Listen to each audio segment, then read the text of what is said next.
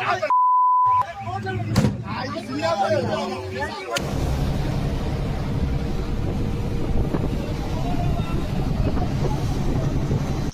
கடல் பகுதியில் மீன்பிடித்த காரைக்கால் விசைப்படகு மீனவர்கள் மீது ஆந்திர மீனவர்கள் தாக்குதல் நடத்திய காட்சிகள் வெளியாகி பரபரப்பை ஏற்படுத்தியுள்ளது.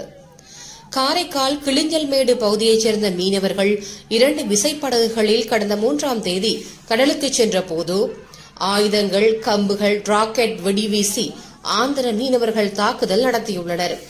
காரைக்கால் மீனவர்களின் 2 விசைப்படகுகளை பிடித்து வைத்து 50க்கும் மேற்பட்ட ஆந்திர மீனவர்கள் சுற்றி வளைத்து தாக்கி அட்டூழியம் செய்ததாக குற்றஞ்சாட்டியுள்ளனர்.